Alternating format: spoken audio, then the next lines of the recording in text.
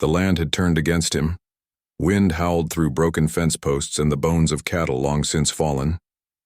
Dust swirled in angry spirals around Caleb McGraw's boots as he trudged across what was once a thriving stretch of pasture, now a dry graveyard of failed harvests.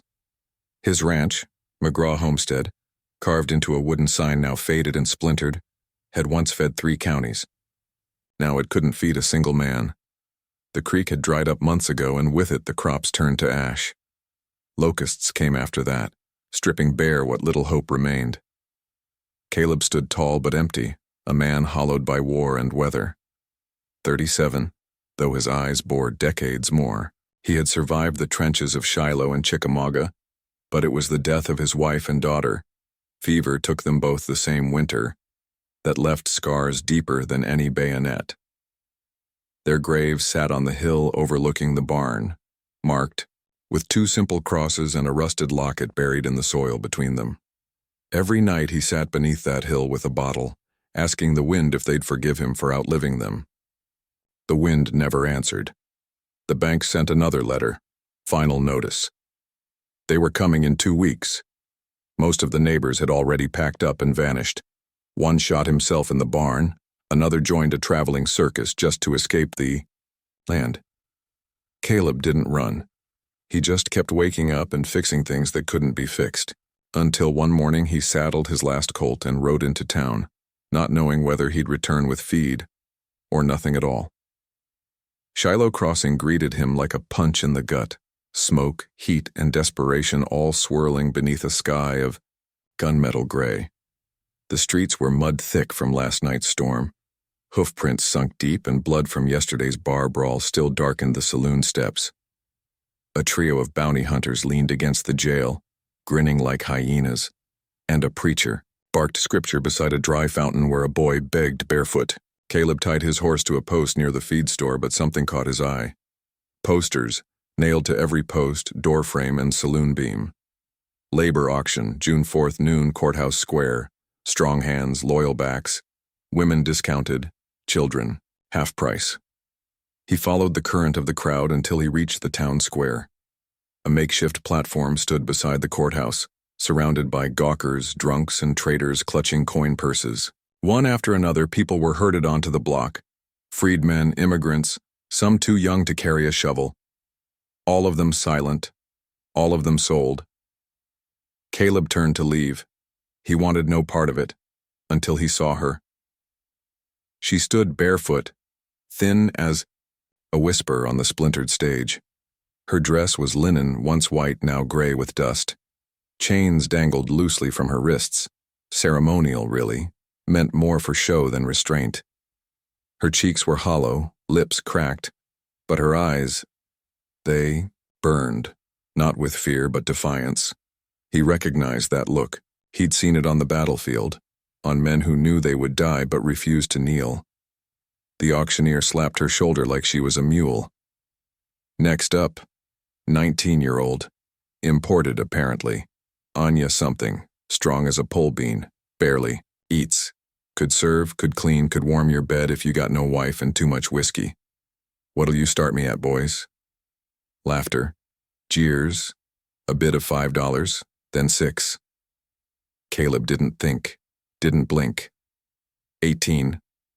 The crowd hushed. The auctioneer stared. Say again? $18. Caleb said, voice flat, cold. The man on his left grunted, thought to bid 19, but Caleb turned and looked him in the eye. There was something in Caleb's face, something not worth testing. The man swallowed his pride. Sold, to the tall fellow in the union coat. Come get your prize, sir.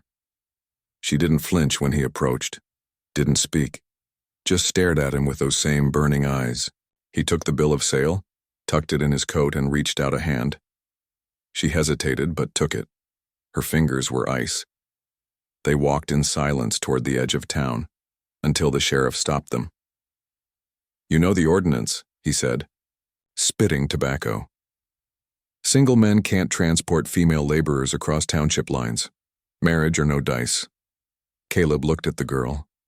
She looked at the sky. Pastor's still breathing in the back of the saloon, the sheriff added. He'll do it quick. Paperwork takes 10 minutes. The saloon stank of sweat, beer, and cigar smoke. The pastor, a man with 3 teeth and a limp, recited the vows while half asleep, mispronouncing Anya's name. She didn't correct him. Caleb signed with his left hand, the one that still shook when it rained. No rings were exchanged, no kiss, just ink on paper and a muttered, "Amen." Outside, dusk was already swallowing the sun. Caleb handed her the reins and mounted his colt. "Let's ride," he said. "You'll sleep under a roof tonight." They reached the ranch under a blood-colored sky. The wind carried the faint howl of coyotes from the ridge. Inside the cabin, he lit a single candle, set bread on the table, and unrolled a blanket beside the hearth. She sat without speaking, hands folded in her lap, eyes on the flame. 2 strangers, bound by desperation and a town's cruel law, sat beneath a cracked roof with nothing but silence between them. And somehow it was enough. For now. Morning broke with a frost sharp enough to split wood. Anya rose early, her breath fogging the air in the dim-lit cabin. Caleb had already been up, sitting in the corner with his rifle across his lap, eyes wide but seeing something far beyond. The walls. He hadn't slept, not really, not since the night they left town. She swept the dirt floor in silence, dust curling in the dawn light like smoke. When she went outside, the porch steps creaked under her weight. She hauled a hammer and some wire to the south fence, which had half collapsed in the wind. Caleb watched her from the hill. He didn't offer to help, didn't speak, just stood there with that same unreadable face. Each strike of her hammer echoed in the cold air, defiant, rhythmic. Something inside her refused to let the place fall, even if it wasn't hers, even if he barely saw her. She had lived through worse. That night the wind howled with warning. Clouds rolled in, heavy with rain and spite. A storm came down hard, shaking the shutters and rattling loose nails in the roof. Caleb bolted the door. Anya was feeding the goats when she heard the first growl, low, hungry, wrong. Yellow eyes shimmered in the darkness just beyond the fence. Wolves, thin, desperate, bold. She grabbed the lantern, heart pounding. Firelight flickered against the rain-slick wood as she stepped onto the porch, shouting, waving. One of them leapt the fence. She screamed. The wolf lunged, jaws wide. Caleb's rifle cracked like thunder, the shot slicing through the storm. The beast dropped inches from her feet, twitching. Another shadow darted through the trees. Caleb fired again, then collapsed onto the mud, clutching his arm. She ran to him. Blood ran down his sleeve. He winced, teeth clenched, but didn't speak. Inside, she wrapped his arm with trembling fingers. Torn muscle, not bone. Her hands moved fast, practiced. He finally looked at her. Really looked. Not as a stranger. Not as a burden. "Thank you," she whispered.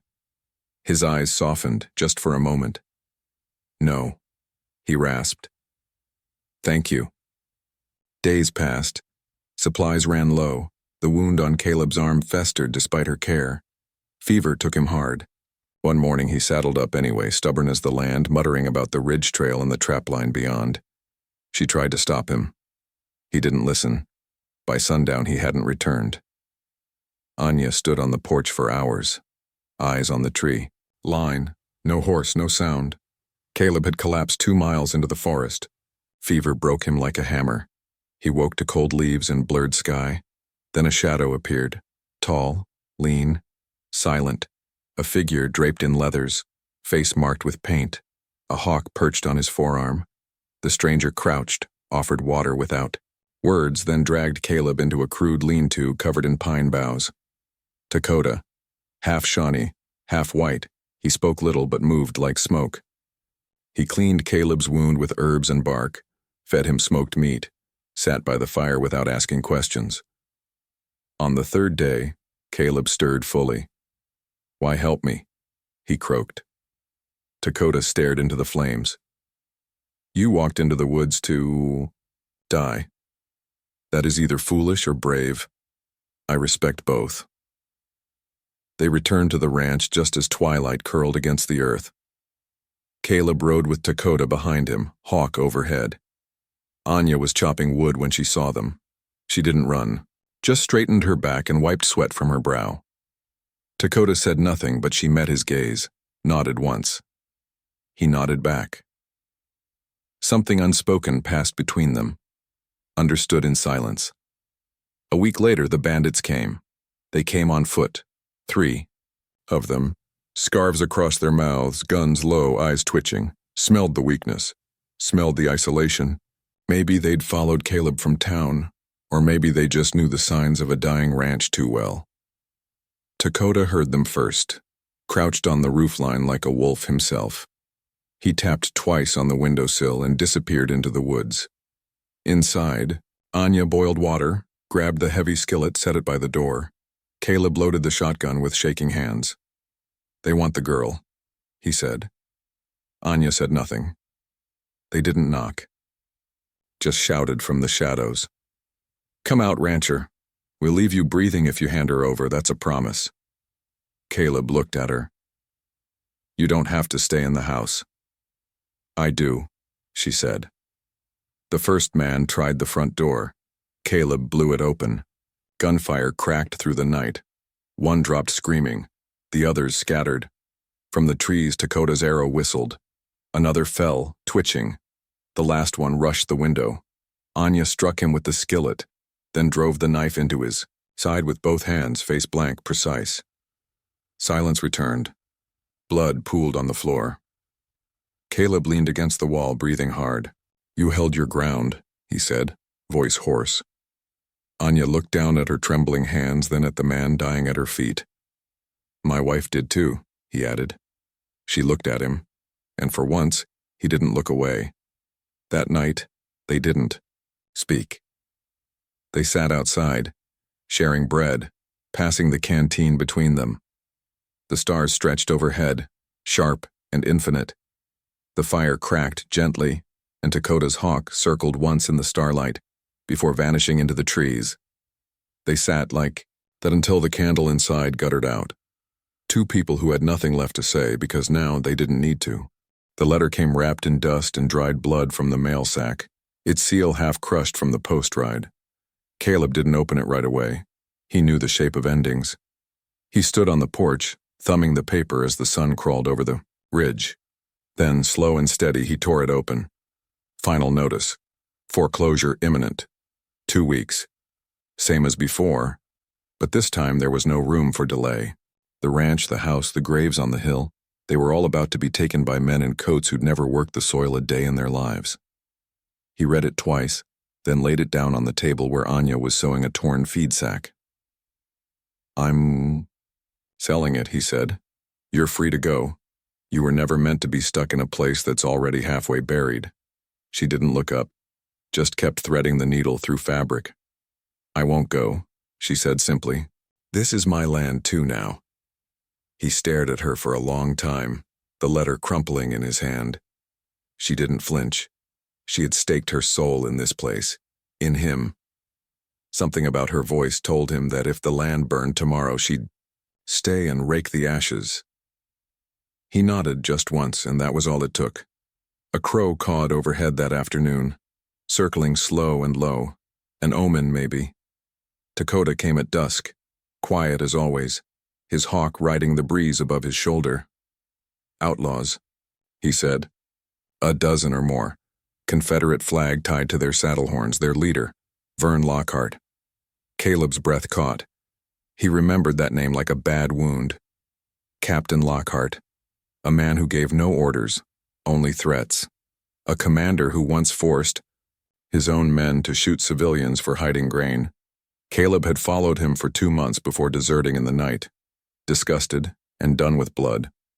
If he was here, it meant trouble wasn't just near. It was galloping straight for them. Takoda dropped a satchel of dried meat and spoke again. "They've raided farms south of here, took women, horses, burned the rest." Anya stood behind the door, listening. "They're 3 days out," Takoda added. "Maybe less." Caleb sat on the porch, fingers tapping the rifle across his knees. Fight or flee? He looked at the land, the cabin, the graves, Anya's clothes drying on the line, fluttering like prayers. I ran once, he said. Not again. The next morning was still unnaturally so. No birdsong, no wind, just the weight of silence pressing down on every timber and stone.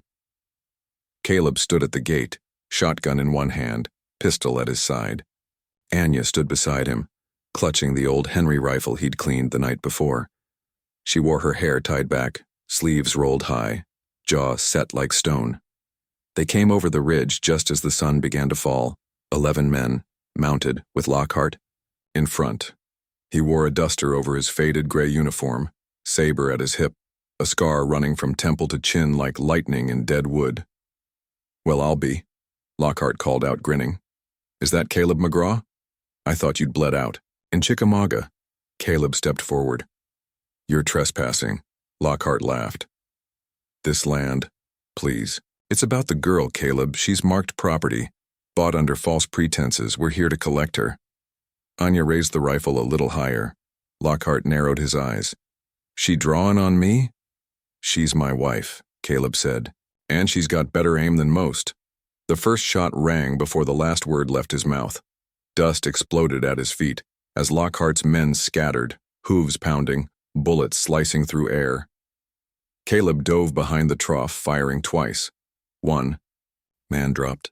Anya crouched behind the porch rail, picked off another trying to flank. Horses screamed, spinning in the chaos. Smoke curled from the eaves as one of the raiders lit a torch and hurled it toward the barn.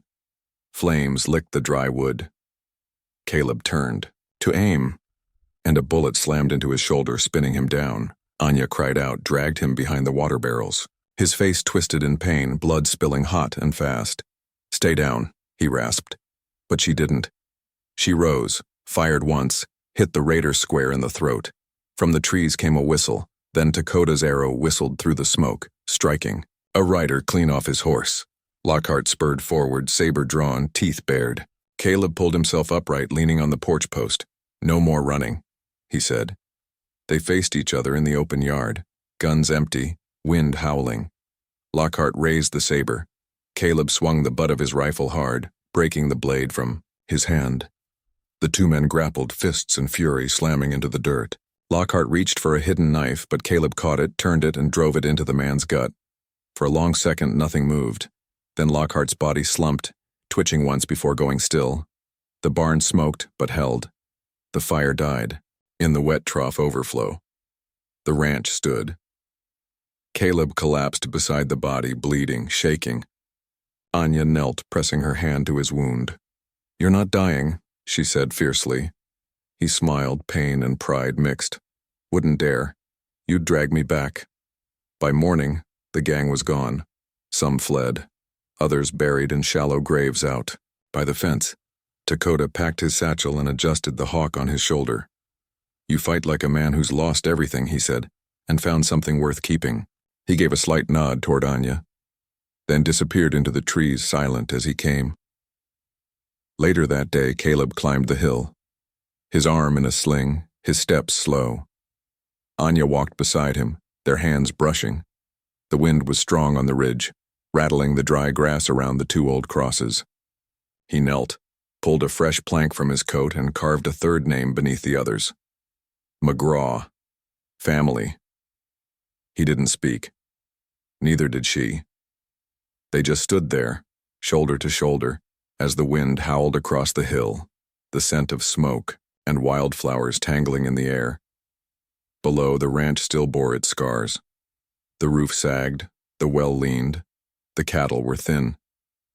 But there was warmth in the hearth now, bread rising in the oven, a woman's laughter, soft but real. A man's, footsteps that no longer trembled with ghosts. No promises were made. None were needed.